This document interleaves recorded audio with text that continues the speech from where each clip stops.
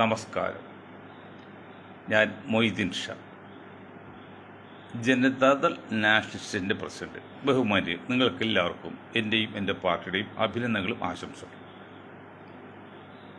നമ്മുടെ മുൻ മുഖ്യമന്ത്രി അച്യുതാനന്ദൻ അവരുടെ നിര്യാണത്തിൽ അനുശോചനം രേഖപ്പെടുത്തുന്നു.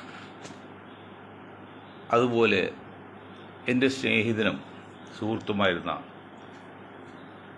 ചെമ്പർക്കി ചിറയത്ത് ഐദോസിൻ്റെ മകൻ റഷീദ് ഏതാനും മണിക്കൂർ മുമ്പ് പെട്ടെന്നുള്ള മരണപ്പെട്ടു. ഏതാണ്ട് ഈ സമയത്ത് ഖബറിൽ മറവ് നടത്തിക്കൊണ്ടിരിക്കെ ആ സ്നേഹിതൻ്റെ ആത്മാവ് നിത്യശാന്തി നേരുന്നു. അതുപോലെ അള്ളാഹുവെ പടച്ചവരെ അങ്ങയുടെ മല്ലറായ ബർക്കത്തുകൊണ്ട് അദ്ദേഹത്തിൻ്റെ എല്ലാ തെറ്റുറ്റങ്ങളും പുറത്ത് മാപ്പാക്കി സ്വർഗത്തിൽ പ്രവേശിക്കുകയും അതോടൊപ്പം തന്നെ എന്നെയും എൻ്റെ കുടുംബത്തെയും എൻ്റെ സഹോദരങ്ങളെല്ലാം സ്വർഗത്തിൽ പ്രവേശിക്കണമെന്ന് അപേക്ഷിക്കുകയാണ്, ദുആ ചെയ്യുകയാണ്. ഇതേ ചെമ്പർക്കി മഹല്ലെ പള്ളിയുടെ പ്രസിഡൻ്റായിരുന്നു ഞാൻ. അപ്പോൾ അവിടെ മുസ്ലിയാർക്ക് ചെലവിന് കൊടുക്കുക. അത് സാധാരണഗതിയിൽ ഈ മുസ്ലിം പള്ളികളിലൊക്കെ ഗ്രാമപ്രദേശങ്ങളിൽ വീട്ടിൽ നിന്നുള്ള ഭക്ഷണം കൊടുക്കും. അപ്പോൾ 1-2 ദിവസം ഭക്ഷണം നമ്മുടെ വീട്ടിൽ അങ്ങനെ 30 ദിവസം കൊടുക്കും. അപ്പോൾ ഒരു ദിവസം വൈകിട്ട് ചായ കൊടുത്ത് മോടിയും ബ്രെഡും ഏത്തപ്പഴം പുഴുങ്ങിയതാണ്. അപ്പോൾ വൈകിട്ട് വീട്ടിൽ വൈഫ് പറഞ്ഞ് ഇന്ന് മുസ്ലിയാർ ബ്രെഡ് കഴിച്ചില്ല, ഏത്തപ്പഴം കഴിച്ചു. എന്താണെന്ന് ചോദിച്ചപ്പോൾ ഞാൻ മുസ്ലിയാരോട് ചോദിച്ചപ്പോൾ മുസ്ലിയാർ പറഞ്ഞത് കൂത്താട്ടുകുടത്തുള്ള ബേക്കൺ ഫാക്ടറിയിൽ പന്നി ഉൽപ്പന്നം ഉണ്ടാക്കുന്നത്, അവിടെ നിന്ന് വരുന്ന ലോറി നേരെ മോഡേൺ ബ്രെഡ് കമ്പനിയിൽ കയറി പോകുന്ന കണ്ടു. അപ്പോൾ ബേക്കൺ ഫാക്ടറി വരാണെങ്കിൽ അത് പന്നി ഉൽപ്പന്നങ്ങളാണല്ലോ. അപ്പോൾ അങ്ങനെ സംശയത്തിൻ്റെ പേരിലാണ് ഞങ്ങൾ കഴിക്കാത്തതെന്ന് പറഞ്ഞു. ഒരു സംഭവം ഉണ്ടായി, നമ്മൾ സംശയം പാടില്ല, പൂർണ്ണമായിട്ടും ബോധ്യപ്പെടുത്തണം. എന്നെ സംബന്ധിച്ച് ഒരു സംശയം പറഞ്ഞാൽ അത് പൂർത്തിയാക്കിയിട്ടാണ് ഞാൻ രാത്രി കിടന്നുറങ്ങുള്ളൂ, അത് വച്ചുകൊണ്ടിരിക്കില്ല. പിറ്റേന്ന് രാവിലെ എറണാകുളത്തേക്ക് ഓഫീസ് വരുന്ന വഴി മോഡേൺ ബെഡ് കയറിയപ്പോൾ എൻ്റെ ഒരു സുഹൃത്താണ് പയ്യായിരുന്നു, ചീഫ് കെമിസ്റ്റ്, എറണാകുളത്തേന് ഒരു പയ്യായിരുന്നു. പൈസാറിനെ കാണി ഞാൻ വിവരം ചോദിച്ചു. അപ്പോൾ പൈസാറ് പറഞ്ഞു, എൻ്റെ പൊന്നിഷ, നിങ്ങൾക്ക് പന്നി നെയ്യല്ലേ നിഷിദ്ധമുള്ളൂ, ഞങ്ങൾക്ക് എല്ലാവിധ മൃഗക്കൊഴുപ്പും നിഷിദ്ധമല്ലേ, അപ്പോൾ ഞങ്ങൾ ചെയ്തു തോന്നുന്നുണ്ടോ? നിങ്ങൾക്ക് മനസ്സിലായല്ലോ. മുസ്ലിങ്ങളെ സംബന്ധിച്ച് അവർക്ക് പന്നി ഉൽപ്പന്നം മാത്രമാണ് നിഷിദ്ധമുള്ളൂ. അതേ സ്ഥാനത്ത് ഹിന്ദുക്കളെ സംബന്ധിച്ച് എല്ലാവിധ മൃഗക്കൊഴുപ്പും നിഷിദ്ധമാണ്. അപ്പോൾ ഞങ്ങൾ ചെയ്യുന്നുണ്ടോ എന്ന് ചോദിച്ചു. അതിനർത്ഥം വെള്ളപ്പള്ളി നടേശൻ സാറേ, അങ്ങ് എത്രയൊക്കെ കോലാഹലം ഉണ്ടാക്കിയാലും നായർ സമുദായ ഉന്നത കുല ജാതിയും നിങ്ങളും തമ്മിൽ ഒരു ധാരണയെത്താൻ സാധിക്കില്ല.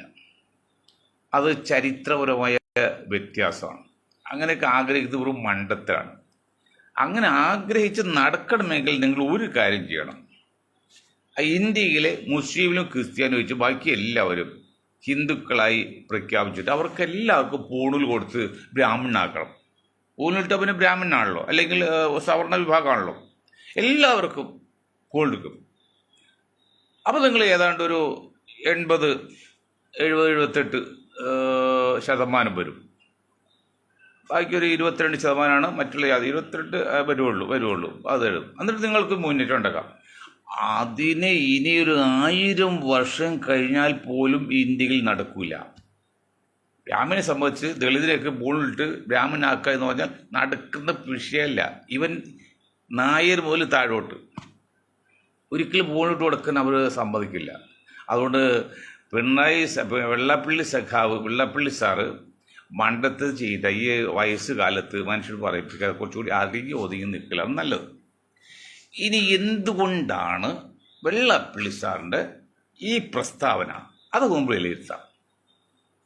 അതിനൊരു അടുത്ത കാലത്ത് ഒരു രാഷ്ട്രീയ വ്യതിയാനമുണ്ട്, രാഷ്ട്രീയ പരിവർത്തനമുണ്ട്. അത് മറ്റൊന്നുമല്ല, BJPയുടെ പാർട്ടി തെരഞ്ഞെടുപ്പ് കഴിഞ്ഞതിന് ശേഷം വെള്ളപ്പള്ളി നടേശൻ പറഞ്ഞു BJP മറ്റൊരു NSS സംഘടനയായി അതമ്പതിച്ചു വന്നു. എന്നുവെച്ചാൽ നായർ വിഭാഗം ഔട്ട്. കാര്യം 48 ഭാരവാഹിത്തല 28 നായരാണ്, ബാക്കിയൊക്കെ ഉണ്ട്. എങ്കിലും 23% വരുന്ന ഈഴവ വിഭാഗത്തിൽ പ്രാതിനിധ്യം കിട്ടിയില്ല. 9% നായർക്ക് അമിതമായി പ്രാതിനിധ്യം കിട്ടി. അപ്പം അങ്ങനെ വരുമ്പോൾ BDJS എന്ന ഒരു പാർട്ടി UDF വീട് കിട്ടിയ അവസരമാണ്. നിങ്ങൾക്കത് ഇപ്പോൾ UDF ചേർക്കാം. വെള്ളാപ്പള്ളി നടേശൻ്റെ മകൻ തുഷാർ വെള്ളാപ്പള്ളിക്ക് എന്തുകൊണ്ടൊരു ഭരണം കിട്ടിയ മന്ത്രിസ്ഥാനം കൊടുത്തുകൂടാ? ഇവിടെ SRPക്ക് 2 മന്ത്രി കിട്ടായതല്ലേ? NDPക്ക് LDPക്ക് മന്ത്രി ഉണ്ടായതല്ലേ? LDP NSSൻ്റെ, SRP ഈഴവ വിഭാഗത്തിൽ കൊടുത്തുകൂടാ? അത് കഴിഞ്ഞ പ്രാവശ്യം BDJS രൂപീകരിച്ചപ്പോൾ ഇടത് മുന്നണി ചേർക്കാൻ തടസ്സം നിന്ന് ഇന്നിപ്പോൾ അന്തരിച്ച VS അച്യുതാനന്ദനായത് അദ്ദേഹം സമ്മതിക്കില്ല. അന്ന് അദ്ദേഹം കുറച്ച് ശക്തമാണ്. പിണറായി കുഴപ്പമുണ്ടായില്ല. UDF ചേർക്കാതിരിക്കും. കാരണം ഇന്ന് ജീവിച്ചിരിക്കുന്ന VM സുധീരനാണ്. അവർ രണ്ടും പറഞ്ഞാൽ കുറച്ച് കാര്യമുണ്ട്, ഇല്ലയെന്ന് ഞാൻ പറയത്തില്ല. പക്ഷെ അതല്ല, ബി പ്രാക്ടിക്കലാണ്. പ്രായോഗികം ചിന്തിക്കണം. അപ്പം അതെല്ലാം കഴിഞ്ഞ് UDFന് BDJSന് UDF ചേർക്കാം, 3-4 സീറ്റ് കൊടുക്കാം, എന്നിട്ട് ഭരണം കിട്ടിയ ഒരു മന്ത്രിസ്ഥാനം കൊടുക്കാം, തെറ്റൊന്നുമില്ല. പക്ഷേ UDF മനസ്സിലാക്കേണ്ട കാര്യമുണ്ട്, LDF മനസ്സിലാക്കേണ്ട കാര്യമുണ്ട്. തളർന്നു കിടന്ന കേരളത്തിലെ BJPക്ക് ഒരു ഐസിയിൽ കിടക്കുന്നവർക്ക് ഓക്സിജൻ കിട്ടും പോലെ, ഐസിയിൽ കിടന്ന് ഓക്സിജൻ കൊടുത്ത പോലെ എങ്ങനെയാണ് BJP ഓക്സിജൻ കിട്ടിയത്, അല്ലെങ്കിൽ ഉണർവ് വന്നത്? അത് ഏതാണ്ട് 23% വരുന്ന ഈഴവ വിഭാഗത്തിൽ ചെറിയൊരു വിഭാഗം. കാരണം അതിൽ 80% LDF അനുഭാവികളാണ്. ഇപ്പോൾ ഇനി പുതിയ ഇലക്ഷൻ വരാണെങ്കിൽ 90% ആവും, ഞാൻ നേരത്തെ പറഞ്ഞിട്ടുണ്ട്. അപ്പോൾ 23% അവരൊരു ഒരു സപ്പോർട്ട് കിട്ടിയോട് ഉണർവുണ്ടായി. അതിൻ്റെ ഭവിഷ്യത്ത് മനസ്സിലാക്കാൻ ബുദ്ധിയുണ്ട് എന്ന് പറയുന്ന UDF സമർത്ഥരായ നേതാക്കളും ബുദ്ധിയുണ്ട് എന്ന് പറയുന്ന LDFിൻ്റെ സമർത്ഥ നേതാക്കൾക്കും മനസ്സിലാക്കാൻ പറ്റില്ല. പാവം മൊയ്തീൻ ഷാ അന്നും പറഞ്ഞു, ഇന്നും പറയുന്നു, ഇനിയും പറയും. അതിനൊരു തടയിടുക എന്നുള്ള കാര്യമാണ് വെള്ളാപ്പള്ളിയെ കൊണ്ട് BJP നേതൃത്വം പിണറായിയെ അറിയിച്ചു. പിണറായി അത് വെള്ളാപ്പള്ളി അറിയിച്ചു. BJP നേരിട്ടല്ല അറിയിച്ചു. നേരിട്ട് വന്ന് തൊഗാടി വന്ന സമയത്ത് നേരിട്ട് പറഞ്ഞത്. ഇപ്പം നേരിട്ട് കൊടുക്കുന്നില്ല. പിണറായി സഭയിൽ കൂടെ, കാരണം പിണറായിയും വെള്ളാപ്പള്ളിയാണ് കുറച്ചുകൂടി അടുപ്പമുള്ളതല്ലോ. അപ്പോൾ എന്താണ്, ഒരു കാരണവശാലും BDJS UDFിലേക്ക് വരരുത്. അത് 2 കാരണമാണ്. ഒന്ന്, BDJS UDFിൽ വന്നാൽ BJPക്ക് അതൊരു രാഷ്ട്രീയമായ അകൽച്ചോരും അല്ലെങ്കിൽ രാഷ്ട്രീയമായ തോൽവിയാണ്. മറ്റൊന്ന്, പരമാവധി മാർക്സിസ്റ്റ് പാർട്ടികൾ LDFിന് കിട്ടാത്ത മാക്സിമം ഈഴ വോട്ട് അല്ലെങ്കിൽ UDFിന് കിട്ടിക്കിട്ടിയ കുറച്ചുള്ളൂ, ആ വോട്ട് BJPയിൽ പോവാം. അപ്പോൾ ഒരു വോട്ട് UDFിൽ നിന്ന് BJPയിൽ പോയാൽ മാർക്സിസ്റ്റ് പാർട്ടി 2 വോട്ട് ഗുണം ചെയ്യും. അതുകൊണ്ട് ഇതൊക്കെ അതാണ് ഇദ്ദേഹം ഇപ്പോൾ ഈ കാര്യങ്ങൾ പറയാനുള്ള കാരണം. പക്ഷെ ഇതെല്ലാം മനസ്സിലാക്കിയിട്ട് അതിൻ്റെ ഒരു സൈഡ് എഫക്റ്റിൽ പാർശ്വഫലം എന്താണെന്നുള്ളത് ഏകദേശം റിസർച്ച് വിങ്ങിന് കിട്ടിയില്ല. എന്താ കാര്യം അറിയുമോ? ഈഴവ വിഭാഗം, നായർ വിഭാഗം ഞാൻ പറഞ്ഞത് 9% വരെ, ഇന്ന് പറയാം 12%, 9% ലേറ്റസ്റ്റ് 9% വരെ നായർ വിഭാഗത്തിൽ 50% വോട്ടും കഴിഞ്ഞ പ്രാവശ്യം BJPക്കാണ്. ഇത്തവണ അതൊരു 75%, 70% വരും. ബാക്കി 30% ആൾ അതാണ് കോൺഗ്രസും LDFിനും കിട്ടുന്നത്. അങ്ങനെ കോൺഗ്രസും LDFിനും കിട്ടുമ്പോൾ 110 നായർ വോട്ട് ചെയ്താൽ മാത്രമാണ് ഒരു വോട്ട് UDF കിട്ടുന്നത്, ഒരു വോട്ട് LDFിനും കിട്ടുന്നത്. മനസ്സിലായില്ലേ? അതാണ് ഒരു കാരണം. പക്ഷെ അങ്ങനെ വരുമ്പോൾ 23% വരുന്ന ഈഴ വിഭാഗത്തിൽ നിന്ന് 80% വോട്ട് കിട്ടുന്നത് LDFിനാണ്. അതിൽ മാറ്റമൊന്നുമില്ല. ബാക്കി ഉള്ളതിൽ നിന്നാണ് കുറച്ചിപ്പോൾ BJPക്ക് അന്ന് ആലപ്പുഴ പോയതുകൊണ്ട്. അപ്പോൾ ഇത്തവണ ഇങ്ങോട്ട് പിണറായിയുടെ ആൾ മുഖ്യമന്ത്രി 3ാമത് ആകുന്നുണ്ടെങ്കിൽ അവരിൽ ആ വിഭാഗം 90%, അത് വെള്ളാപ്പള്ളി പറയുന്നുണ്ടല്ല കേൾക്കുന്നത്. വെള്ളാപ്പള്ളിയോട് നമ്മളൊരു കാര്യം പറയാം, നിങ്ങൾക്ക് എന്തെങ്കിലും ആത്മാസണ്ടെങ്കിൽ അടുത്ത 26 അസംബ്ലി തെരഞ്ഞെടുപ്പിൽ ഏതെങ്കിലും മണ്ഡലത്തിൽ നിന്ന് ഒരു വോട്ടിലും ജയിച്ചു വരിക സാധിക്കില്ല.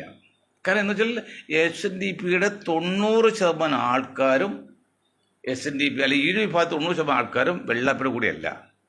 അവർ ഇന്നും സഖാക്കളുടെ കൂടെ അല്ലെങ്കിൽ LDFിൻ്റെ കൂടെയാണ്. അത് ചില രാഷ്ട്രീയ പശ്ചാത്തലമുണ്ട്. അത് എന്താ പറയുക, ഞാൻ പറഞ്ഞുതരാം.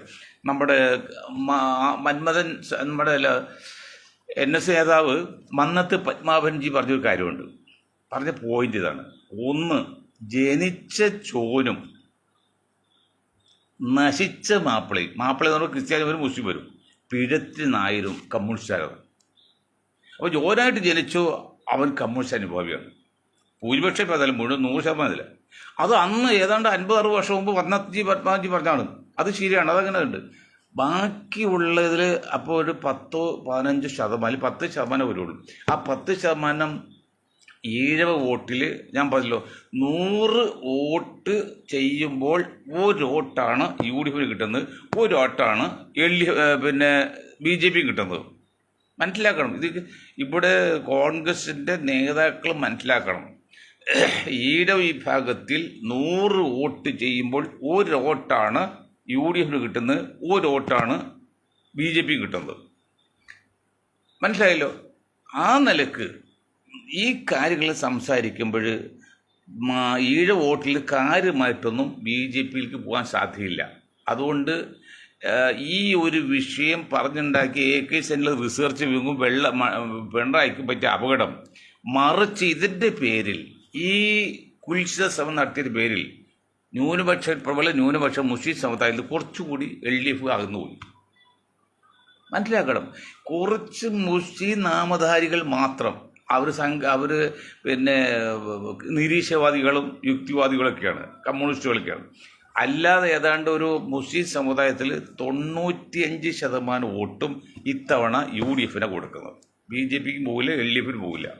പക്ഷെ അത് അങ്ങനെ കിട്ടുമെന്ന് വിചാരിച്ച് UDF നേതാക്കൾ അഹങ്കരിക്കരുത്. അഹങ്കരിച്ച അപകടമാണ്. അഹങ്കരിച്ച അപകടം എന്ന് പറയാൻ കാരണം ഞാൻ കണക്കുകൾ ഉദ്ദേശിച്ചു പറഞ്ഞു. എന്ത് കണ്ടീഷനിലാണ് ഇപ്പോൾ ഏകപക്ഷമായിട്ട് 110 സീറ്റും കോൺഗ്രസിൻ്റെ മുന്നണി കിട്ടുമെന്ന് VD സതീശനെ പോലുള്ളവർ പറയുന്നത്? ആ കണക്ക് തെറ്റാണ്. ഞാൻ പറഞ്ഞല്ലോ, എത്ര പാർട്ടികളെ UDFിൽ ചേർക്കാൻ വിളിച്ചടക്കുന്ന സതീശൻജി എന്താണ് അൻവറിൻ്റെ കാര്യത്തിൽ കോൺഗ്രസിലെ സതീശൻജി ഒഴിച്ച് ബാക്കി എല്ലാവരും അൻവറിനെ UDFിൽ ചേർക്കാനുള്ള ഇതാണ്. അങ്ങനെ UDFിൽ ചേർക്കുമ്പോൾ സതീശൻ മാത്രമാണ് രഹസ്യമായിട്ട് പരസ്യമായിട്ട് അത് എതിർക്കുന്നതാണ് ഞങ്ങൾക്ക് കിട്ടിയ റിപ്പോർട്ട്. ശരിയാണോ അറിയില്ല. പക്ഷെ അവിടെ സതീശൻജി ഒരു കാര്യം മനസ്സിലാക്കണം. ഈ മാസം 27-ാം തീയതി KPCC രാഷ്ട്രീയകാര്യ സമിതി ചേരുന്നുണ്ട്. ഈ രാഷ്ട്രീയകാര്യ സമിതിയിൽ സതീശ് ഒഴിച്ച് ബാക്കി എല്ലാവരും അൻവറിനെ മുന്നിൽ ചേർക്കണം. അൻവറിന്റെ പാർട്ടിയായിട്ടോ ഒറ്റക്കടങ്ങിലും. അതിൽ സതീശൻജി എതിർ നിന്നാൽ കണക്കാണ്, ശാസ്ത്രമാണ്, തെറ്റില്ല. എതിർ നിന്നാൽ ഒരു പക്ഷേ KPCC നയിക്കുന്ന ഇന്ത്യൻ നാഷണൽ കൗൺസിൽ കേരള ഘടകത്തിൽ ഒരു പിളർപ്പ് വരെ ഉണ്ടാകാം. ആ പിളർപ്പ് എങ്ങനെ വരും എന്നറിയോ? സുധാകരനെ കൂടി ചേർന്ന ഒരു ഗ്രൂപ്പ് പുറത്തുപോയി അതിന് ശശി തരൂർ സപ്പോർട്ട് ചെയ്യുകയാണെങ്കിൽ എങ്ങനെയായിരിക്കും സതീഷ് അപ്പോൾ കേരളത്തിലെ രാഷ്ട്രീയം? ഇത് കോൺഗ്രസ് ആയി ചിന്തിച്ചിട്ടുണ്ടോ? മുരളീധരൻ ചിന്തിച്ചിട്ടുണ്ടോ? സതീശന് വലിയ ഐഡിയ ഉണ്ടോ? അങ്ങനെ 27-ാം തീയതി നിങ്ങൾ രാഷ്ട്രീയകാര്യ സമിതി ചേരാണ്. ആ രാഷ്ട്രീയകാര്യ സമിതി ഈ വിഷയം ചർച്ചയ്ക്ക് എടുക്കാൻ പറഞ്ഞിരിക്കുകയാണ്. അതിൽ സതീഷ് ഒഴിച്ച് ബാക്കി എല്ലാവരും അൻവറിനെ മുന്നണി ചേർക്കാൻ പറയും. അത് പാർട്ടിയായിട്ടോ വ്യക്തിപരമായിട്ടോ എങ്ങനെയും. അതിൽ സതീഷിനെങ്ങും പ്രതിപക്ഷ നേതാവ് എന്ന നിലയിൽ തൻ്റെ പ്രത്യേക വിവേചനാധികാരം ഉപയോഗിച്ച് എതിർ നിൽക്കുകയാണെങ്കിൽ കേരളത്തിലെ കോൺഗ്രസിൽ പിളർച്ച വരെ വരാം. ആ പിളർച്ച വന്നാൽ അതിൽ സുധാകരൻ ഉൾപ്പെടെ വരാം, ശശി തരൂരിൻ്റെ വരാം. ശശി തരൂർ 25-ാം തീയതി കോട്ടയത്ത് പങ്കെടുക്കുന്നുണ്ട് ഒരു പരിപാടിയിൽ. 25-ാം തീയതി എന്താഴ്ചയാണ്? വെള്ളിയാഴ്ചയാണ്. 27-ാം തീയതി ഞായറാഴ്ചയാണ് യോഗം കൊടുത്തത്. 2 ദിവസമേ ഉള്ളൂ. ചിന്തിക്കണം. സതീശൻ ധരിക്കുന്ന അത്ര ഈസി അല്ല UDF ജയിച്ചു വരാൻ. അങ്ങനെ അത് ശ്രദ്ധിക്കണം. ഇനി മറ്റൊരു കാര്യം, വെള്ളാപ്പള്ളി നടേശനും BJPയുടെ നേതാവും ചന്ദ്രശേഖരനും എത്രയൊക്കെ കൊണ്ടുപിടിച്ചാലും തട്ടിപ്പണിച്ചാലും അല്ലെങ്കിൽ വഞ്ചന നടത്തിയാലും എന്തൊക്കെ വിഷയങ്ങൾ ഉണ്ടാക്കിയാലും കേരളത്തിൽ വോട്ടിംഗ് പാറ്റേൺ, വോട്ടിൻ്റെ രീതി ഞാൻ ഒരിക്കൽ കൂടി പറയാം. അത് ഞാൻ പല പ്രാവശ്യം പറഞ്ഞിട്ടുണ്ട്. ഇപ്പം ഇന്ന് പ്രത്യേകം പറയാണ്. ഒന്ന്, ഞാൻ പറഞ്ഞല്ലോ 23% വരുന്ന 7 വിഭാഗത്തിൽ 100 വോട്ടിയും 1 വോട്ടാണ് UDF കിട്ടുന്നത്. അപ്പോൾ വെള്ളാപ്പള്ളി പറഞ്ഞു ഇനി ഒരു 100 വർഷത്തേക്ക് ഈഴവൻ മുഖ്യമന്ത്രി ആവൂല, അതുകൊണ്ട് ഈഴവൻ മുഖ്യമന്ത്രിയായിട്ട് പിന്നെ അടൂർ പ്രകാശ് മുഖ്യമന്ത്രിയായിട്ട് പ്രഖ്യാപിക്കണം എന്നൊരു സൂചന വെള്ളാപ്പള്ളി പറഞ്ഞു. വെള്ളാപ്പള്ളി സാറേ നിങ്ങൾ മനസ്സിലാക്കണം, അടൂർ പ്രകാശ് മുഖ്യമന്ത്രി ആകുന്ന തടസ്സാർക്കാം. പക്ഷെ അടൂർ പ്രകാശ് വന്നാൽ പോരാ. അടൂർ പ്രകാശ് സമുദായമായി 7 സമുദായത്തിൽ ഒരു 40% വോട്ടെങ്കിലും UDF കൊണ്ടുവരണം. അതിന് സതീശന് അടൂർ പ്രകാശ് സാധിക്കുമെങ്കിൽ ഓക്കെ, അദ്ദേഹം ലിസ്റ്റിൽ വരാം. അത് സാധിക്കുമോ? അപ്പോൾ 7 വിഭാഗത്തിൽ നിന്ന് ഇന്നത്തെ കണ്ടിട്ട് 100 വോട്ട് ചെയ്താൽ 1 വോട്ടാണ് UDF കിട്ടുന്നത്. പിന്നെ എങ്ങനെയാണ് ബാബു ഒക്കെ ജയിച്ചത്? അവിടെയാണ് ബാബു, അതായത് കളമശ്ശേരിയിൽ സംഘപരിവാറിന് സർക്കാർ ഭൂമി കൊടുത്ത് ഒരു അമ്പലം സൃഷ്ടിച്ചാൽ അയ്യപ്പ സേവാ കേന്ദ്രം തുടങ്ങിയാൽ 2 മന്ത്രിമാരുടെ ഉമ്മൻചാണ്ടി കൂടെ ഉണ്ടായിരുന്നത്. ഒന്ന് ഈ ബാബുവായിരുന്നു, ഒന്ന് നമ്മുടെ ഇബ്രാഹിം കുഞ്ഞും. രഹസ്യയുടെ RS വോട്ട് ചെയ്യും, പക്ഷെ ഇബ്രാഹിം നിന്നില്ല, അതിന് തോറ്റുപോയി പറയാനും. ബാബുവിന് ഇത്തവണ വോട്ട് കിട്ടി, അതിന് മെച്ചം കിട്ടി. സഖാവ് മോശക്കാരെന്ന് നല്ല സ്വഭാവമുള്ള ആൾ തോറ്റുപോയതാണ്, അത്ര എല്ലാം ചെയ്തിട്ടു. അപ്പം അങ്ങനെ നിൽക്കുമ്പോൾ 7 വിഭാഗത്തിൽ കിട്ടും 1 വോട്ടാണ് മനസ്സിലാക്കണം. 100 വോട്ട് 1 വോട്ട്. ഇത് ഞാൻ പറഞ്ഞ ഈ നായർ വിഭാഗത്തിൽ പറഞ്ഞല്ലോ 9% വരുന്ന നായർ വിഭാഗത്തിൽ നിന്ന് 70 അല്ലെങ്കിൽ 70% വോട്ട് ഇത്തവണ പോകുന്നത് BJP മുന്നണിക്കാണ്, അല്ലെങ്കിൽ NDAക്കാണ്.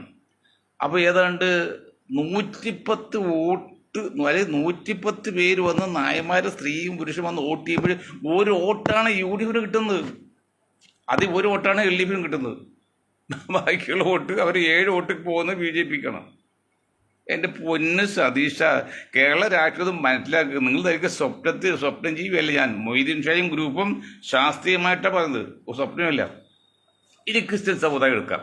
ക്രിസ്ത്യൻ സമുദായത്തിൽ 16%. ഇപ്പോൾ 18 പണ്ട് പോയിട്ട് 16%, 6% കൺവെർട്ട് ക്രിസ്ത്യൻ, ബാക്കി 10% അതിൽ 6% പിന്നെ ലത്തീൻ കത്തോലിക്ക, 4% മുന്നോക്ക കത്തോലിക്കനുള്ളൂ.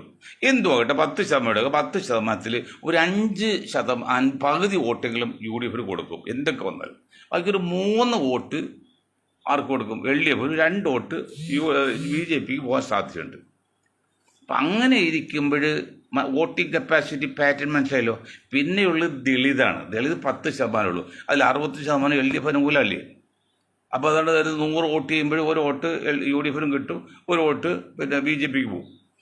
പിന്നെ 3% തന്നെ തീവ്ര സഭ ഉൾപ്പെടെ കാര്യങ്ങൾ. അതുപോലെ ഓരോരോ വോട്ടാണ് എല്ലാവർക്കും കിട്ടുന്നത്. തുല്യമായിട്ട് ഓരോ ഗ്രൂപ്പ് ഓരോ വോട്ട് കിട്ടും.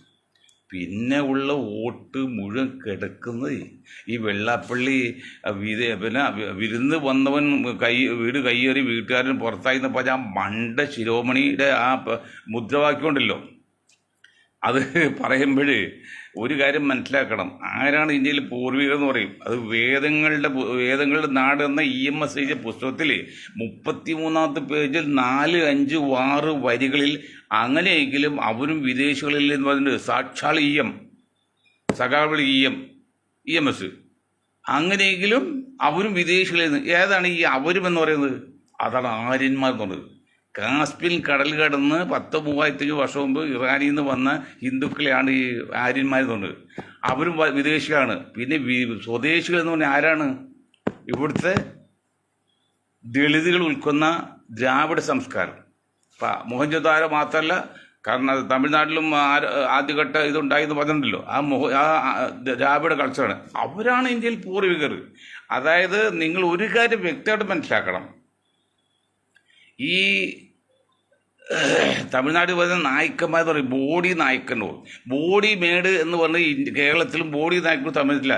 ഈ ബോഡി നായ്ക്ക് എന്ന് പറഞ്ഞാൽ കറുത്ത വർഗ്ഗങ്ങളുണ്ട്. അവർ ആദിവാസികളാണ്. അവർ വെയിൽ കൊണ്ട് പണിയെടുക്കുന്നവർ കറക്കും, അല്ലാത്തൊരു വെളുക്കും. അവരാണ് ഇന്ത്യയിലെ പൂർവികർ. ഇന്ന് അവർ ആട്ടിപ്പായിച്ച് 10, 100, 200, 300 പണിയെടുപ്പിച്ച് ചാരായം കൊടുത്ത് അവരെ മയക്കി കെടുത്തിരിക്കുകയാണ് ഈ സവർണ ലോബി. വെള്ളാപ്പള്ളിയെ കുറിച്ച് പറയുന്ന വെള്ളാപ്പള്ളിയുടെ ആൾക്കാർ അത് സിലോണിൽ നിന്ന് വന്നാന്നൊക്കെ പറയുന്നുണ്ട്. അത് ചരിത്രം മുഴുവൻ പഠിച്ചിട്ടില്ല, പറയുന്നില്ല. അപ്പം അങ്ങനെ വരുമ്പോൾ ഈ മുസ്ലിങ്ങൾ ഇന്ത്യയിൽ നിന്ന് കൺവെർട്ട് ചെയ്തവരാണ്. അതായത് റോഡ് നടക്കാൻ പാടില്ല, വിദ്യ അഭ്യസിക്കാൻ പാടില്ല, തൊഴിലെടുക്കാൻ പാടില്ല, കൂലി ചോദിക്കാൻ പാടില്ല എന്ന് പറഞ്ഞ ഘട്ടത്തിൽ മുസ്ലിം ആയിക്കഴിഞ്ഞാൽ പിന്നെ പൊന്നാനി പോയി തൊപ്പിയിട്ട് വന്നാൽ അവന് മന്ത്രിയുടെ ഒപ്പം ഇരിക്കാം, നായരുടെ ഒപ്പം ഇരിക്കാം എന്ന് കുമാരനാശൻ പറഞ്ഞ പോലെ അങ്ങനെ വളരെ ആൾക്കാർ കൺവെർട്ട് ചെയ്ത് പോയി വർഷങ്ങൾക്ക് മുമ്പാണ് വന്നത്. അപ്പോൾ അവരുടെ പൂർവിക പല്ലികയിൽ പിന്നെ DNA പരിശോധന വരുന്നത് ദ്രാവിഡ സംസ്കാരമാണ്. അവിടെ വെള്ളാപ്പള്ളി ആ വാക്ക് പറഞ്ഞത് ഒരു കാരണവശാൽ അനുവദിക്കാൻ പാടില്ല. 100% തിരുത്തണം, അത് തെറ്റുമാണ്. അതായത് വിരുന്നിന് വന്നവർ, അത് ബ്രിട്ടീഷുകാരെ കുറിച്ച് പറയുമ്പോൾ ഒരു സിനിമ പാട്ടുണ്ട്, ഭരണം കയ്യേറി എന്നുള്ളത്, അത് തെറ്റാണ് വെള്ളാപ്പള്ളി.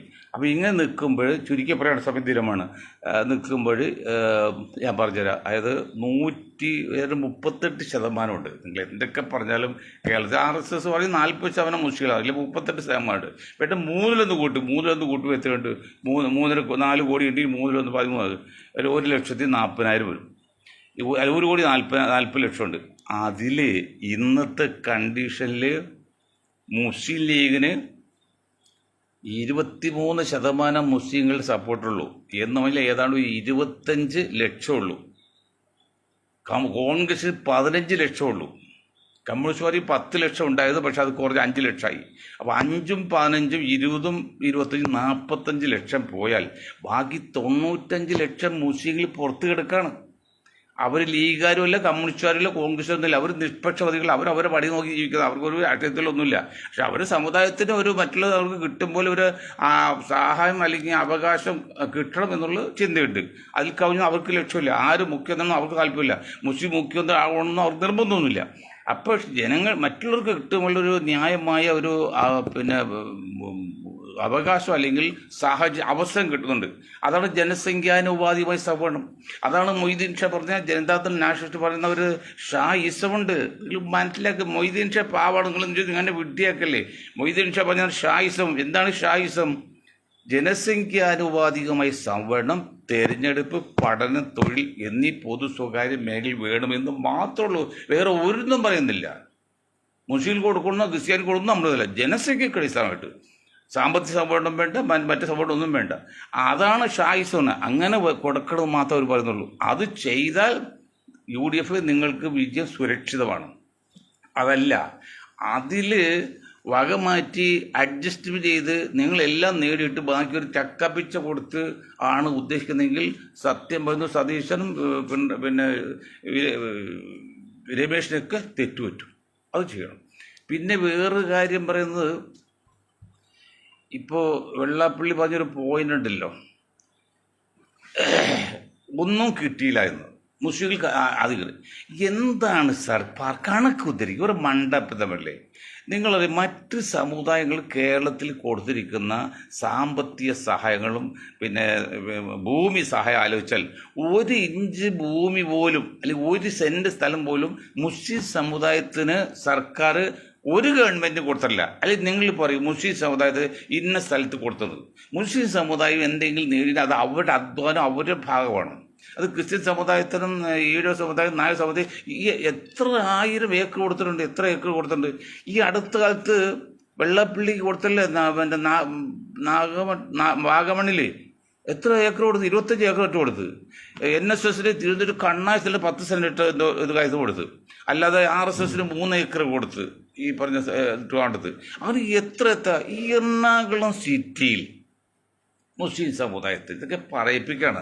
സമുദായത്തിന് 1 ഇഞ്ച് സ്ഥലം എന്തെങ്കിലും ആവശ്യം കൊടുത്തിട്ടുണ്ടോ? ആകെ ചോദിച്ചത് ഞങ്ങൾക്ക് സമരം ചെയ്തവരാണ്.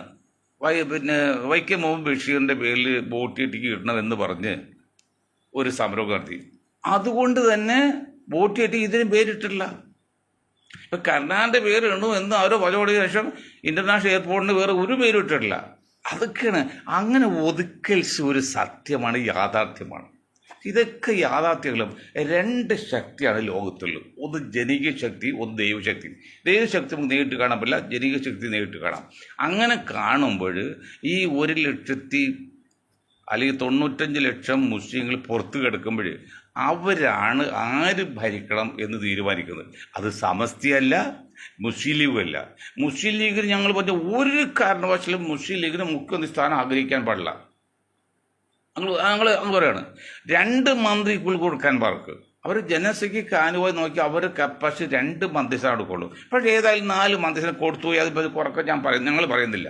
അതുപോലെ 20 സീറ്റ് കൊടുത്തു, ഇനി അത് കുറക്കാൻ പറ്റില്ല. ഒരു സീറ്റുകൾ കൂടെ കൊടുക്കാൻ പാടില്ല. മറിച്ച് ബാക്കിയുള്ള ജനസംഖ്യക്ക് ആനുകൂല്യമായിട്ടുള്ള കോൺഗ്രസിൽപ്പെട്ട മുസ്ലിം സ്ഥാനാർത്ഥികൾ കൊടുക്കണം. മനസ്സിലായില്ലേ?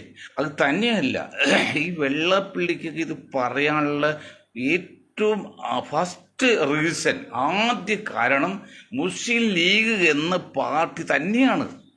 നിങ്ങൾ എന്തെങ്കിലും മനുഷ്യത്വം, മാന്യതയോ, ജാതി സ്നേഹമോ, വർഗസ്നേഹമോ, ഇസ്ലാമിക വിശ്വാസം ഉണ്ടെങ്കിൽ നിങ്ങൾ എത്രയും പെട്ടെന്ന് മുസ്ലിം ലീഗിലെ മുസ്ലിം മാറ്റണോ, സമസ്ത കൊണ്ടുവരുന്നോ. രാഷ്ട്രീയമായിട്ട് ഞാൻ പറയുന്നത്, ഭൗതികമായിട്ട് ആത്മീയമായിട്ട് നിങ്ങൾ സമസ്ത നടത്തിക്കോ, പേര് ഉപയോഗിച്ച് ഒരു കുഴപ്പമില്ല. മുസ്ലിം സമുദായം അല്ലെങ്കിൽ മുസ്ലിം മതം മറ്റേത് മതത്തേക്കാൾ ഒട്ടും പുറകില്ലെന്ന് മാത്രമല്ല, ഒരുപടി വർഷം മുന്നിലാണ്. പക്ഷേ നിങ്ങൾ മുസ്ലിം എന്ന് രാഷ്ട്രീയ പാർട്ടി, അത് ഭൗതികമാണ്. ഭൗതിക പാർട്ടിക്ക് രാഷ്ട്രീയ പാർട്ടിയുടെ പേര് കൊണ്ടാണ് ഈ വെള്ളാപ്പള്ളി എല്ലാവരും കയറി കൊത്താൻ വരുന്നത്. തൊട്ടേരും പിടിച്ചവരൊക്കെ. നിങ്ങൾക്ക് എന്തുകൊണ്ടാണ് പേര് മാറ്റിക്കൂടാ? അതല്ല, ഇതെന്താ നിങ്ങൾ മനസ്സിലാകത്ത്? 77 വർഷമായില്ലേ നിങ്ങൾ ഇന്ത്യയിലുണ്ടെങ്കിൽ എന്ത് നേടി മുസ്ലിം ലീഗ്? എനിക്ക് നിങ്ങളോട് യാതൊരു ഇഷ്ടക്കുറവില്ല, യാതൊരു വെറുപ്പുമില്ല. കാരണം നിങ്ങൾ ന്യൂനപക്ഷ പാർട്ടിയാണ്, നിങ്ങൾക്കൊന്നും വേറൊന്നും ചെയ്യാനും പറ്റില്ല. പക്ഷെ നിങ്ങൾക്ക് എന്തുകൊണ്ട് ദേശീയധാരയിൽ നിന്നുകൂടാ? ആ 1940 തുടങ്ങി ഇന്ത്യ യൂണിയൻ മുസ്ലിം ലീഗ് ആ പേര് അന്ന് ഇട്ട് തന്നെ മഹാമോശമാണ്. കാരണം യാതൊരു ബുദ്ധിയില്ലാതെ പോയി. പക്ഷേ ഇസ്മായിൽ സാഹിബാണ് അത് ഇട്ടത്. ഞാൻ അത് കുറ്റപ്പെടുന്നത്, നല്ലൊരു മനുഷ്യരായത്. കാരണം ഇന്ത്യ പാകിസ്ഥാൻ വിഭജനം നടത്തി അവർ പോയപ്പോൾ അതിൽ മുസ്ലിം ലീഗ് കൂടി കാരണമാണെന്ന് വ്യക്തമായ നിലക്ക് ആ പേര് ഇട്ട് തന്നെ തെറ്റായിപ്പോയില്ലേ? നിങ്ങൾ ആ പേരിടത് വേറൊരു ദേശീയ നെയിം പേരിട്ടിരുന്നെങ്കിൽ ഇന്ന് നിങ്ങൾ 2ാമത്തെ 3ാമത്തെ പാർട്ടി ആകുമായിരുന്നു ഇന്ത്യയിൽ. കാരണം ഇതിന് 3-1 ജനസംഖ്യ ന്യൂനപക്ഷങ്ങളുണ്ട്. അതാണ് ഞാൻ നിങ്ങളോട് പറഞ്ഞു, ഇന്ത്യൻ യൂണിയൻ മൈനോറിറ്റി ലീഗ് എന്ന് പറഞ്ഞു. IUM പേര് പോലും മാറ്റണ്ട.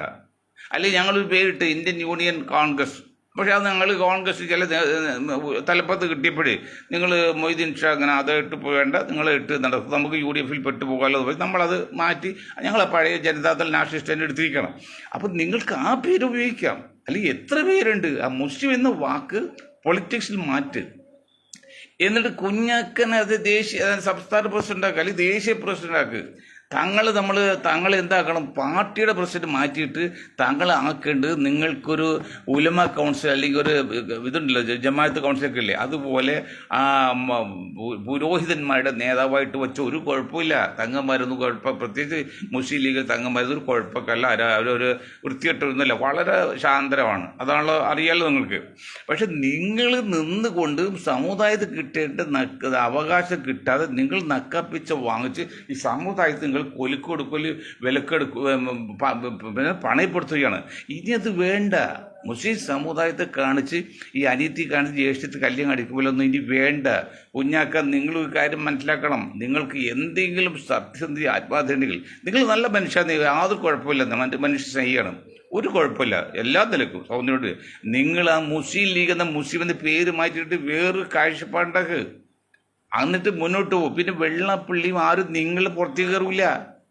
ഇത് നിങ്ങൾ മുസ്ലിം ഉപയോഗിക്കുന്നത് മാത്രമേ കയറി. ഇത് മനസ്സിലാക്കുന്ന നിങ്ങൾക്ക് എന്നാണ് സാധിക്കുന്നത്? അങ്ങനെ മനസ്സിലാക്കണ്ടേ? ഈ ഓരോ പ്രാവശ്യം തൊട്ടേനും പിടിച്ചിനൊക്കെ ഈ സമുദായത്തെ പുറത്തേക്ക് ആൾ കയറും. ഇപ്പം നാളെ ഞാൻ പറയാൻ പോകുന്നൊരു വിഷയമുണ്ട്. അതായത് പിന്നെ ഇതില്ലേ, നമ്മുടെ ന്യൂയോർക്കിലെ മേയർ സ്ഥാനാർത്ഥി വന്ന മമതാജിയെ കുറിച്ച് അദ്ദേഹം വാക്ക് ജിഹാദ് എന്ന വാക്ക് എവിടെ ഉപയോഗിച്ചോളൂ, അതിനെക്കുറിച്ച് ഞാൻ നാളെ പറഞ്ഞിട്ട് ഇപ്പോൾ സമയമില്ല, ഞാൻ വിഷയം പഠിക്കാൻ സമയം കിട്ടില്ല, അതിനെക്കുറിച്ച് നാളെ പറയുന്നുണ്ട്. അപ്പം നിങ്ങൾ ഈ പേര് മാറ്റി ദേശീയധാരയിൽ നിന്ന് മുന്നോട്ട് പോകുന്ന, എന്നിട്ട് രാജ്യത്തെ സ്നേഹിക്കുന്നുണ്ട് കാര്യത്തിൽ ഒരു സംശയമില്ല. മുസ്ലിം ലീഗ് രാജ്യത്തെ സ്നേഹിക്കുക തന്നെയാണ്. വർഗീയഭേദങ്ങൾ, വിഘടനവാദികൾ ഒന്നുമല്ല. പക്ഷെ നിങ്ങൾ ചെയ്യുന്ന ഏക തെറ്റ്, ഒരേ ഒരു തെറ്റ്, മറ്റ് രാഷ്ട്രീയ പാർട്ടികൾ ദൂരെ തെറ്റിട്ടുകൾ നിങ്ങൾ ചെയ്യുന്ന ഒരേ ഒരു തെറ്റ് ആ മുസ്ലിം എന്ന വാക്ക് പാർട്ടിക്ക് ഉപയോഗിക്കുന്നുണ്ടാണ്. അല്ല ജാതിക്കോ അല്ലെങ്കിൽ അതിനൊരു കുഴപ്പമില്ല. അത് മാറ്റമെന്ന് പറഞ്ഞുകൊണ്ട് ഞാൻ എൻ്റെ വാക്കുകൾ നിർത്താൻ നിങ്ങൾക്ക് ഒരായി നന്ദി. ജയ് ഹിന്ദ്.